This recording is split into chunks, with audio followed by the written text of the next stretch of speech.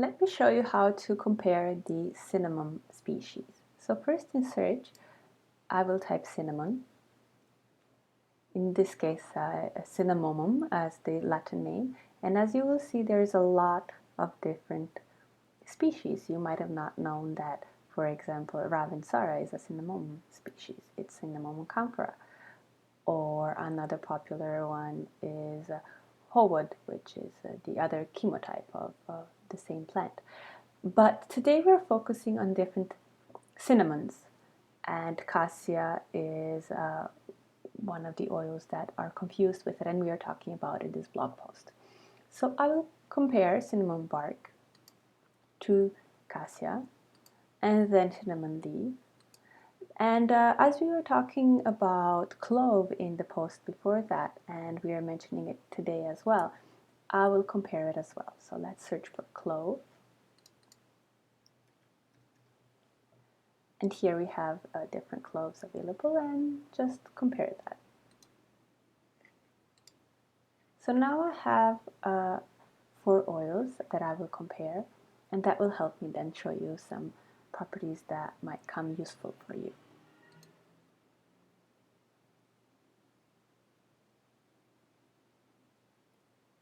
So here we have cinnamon bark and cassia. So right away you can see that both of them have a lot of aromatic aldehydes, whereas cinnamon leaf and clove bud actually look more alike with a lot of eugenol.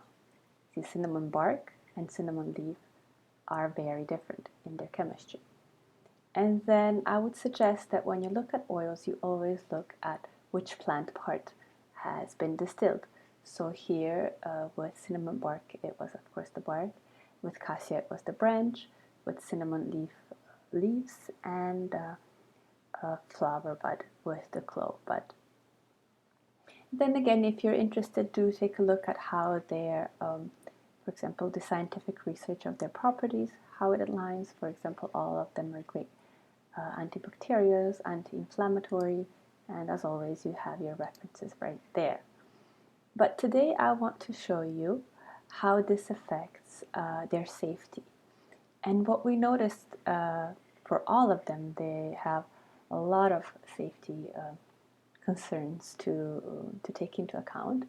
But look at the maximum dermal level recommended. With cinnamon leaf and clove bud, it is, of course, less than 1%. But that is still quite a difference to if you look at when you look at cinnamon bark and cassia, it is less than 0.1%. So it is quite a difference. All of them can cause skin and mucous membrane irritation, but these ones, the cinnamon leaf and clove bud, are not as pungent as cinnamon bark and cassia. And when you look at the chemistry, it's actually quite straightforward. And that's another thing I would like you to start using in your practice, is the understanding that most of the safety recommendations do come from the chemistry bit, and it comes from the dominant chemical components. And here you see it is the aromatic aldehydes, it is the cinnamaldehyde, the trans cinnamaldehyde in this case that dominates, which does have some pretty useful information as well, but you do have to be careful how you apply it. Whereas cinnamon leaf and clove bud are very rich in eugenol. This is the dominating component, a very useful one. Again, it has tons of great information that we can use, but you have to be careful on how you apply it, who you apply it on, and at which, of course, percentage. You see, all of these oils do have some amount of eugenol, so they do share some similar ways to apply them as well.